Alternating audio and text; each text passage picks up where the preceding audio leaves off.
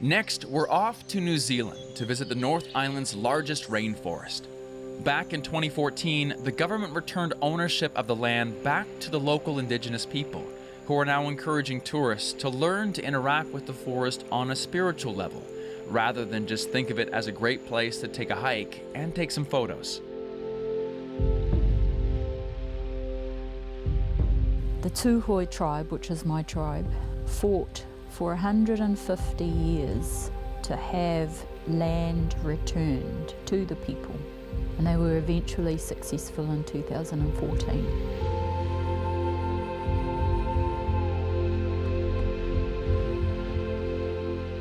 What was formerly Te Ureweras National Park became Te Ureweras, a living entity of its own with all the rights of personhood.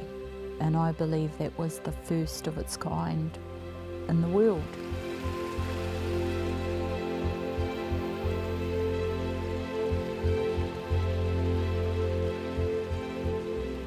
A kaitiaki doesn't take over and control. A kaitiaki understands where they fit in and are guided by nature on how to look after it. This tree that's supporting me is a kahikatea, and the energy feels male. It's a few hundred years old.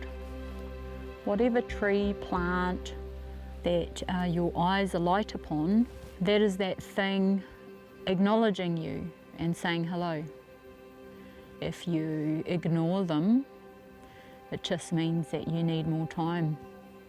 So, more time you spend in nature, the more you tune in, the better developed your understanding of the language that she's speaking to you.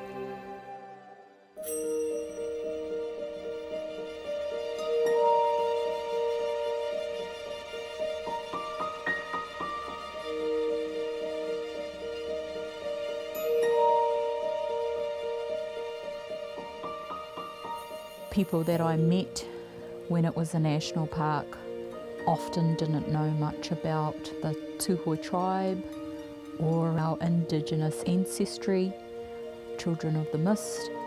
The retreat was born out of the desire to have a place where people could stay in nature, enfolded in nature, where they could connect with nature and themselves. You are unplugged from the busyness of life and the distractions actually of life.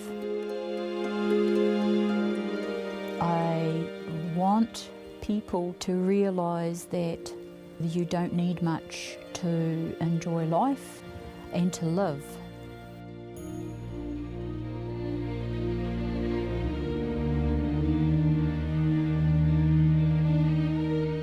Staying here strips back and takes you right back to the basics of what you need, what the body needs, what the spirit needs.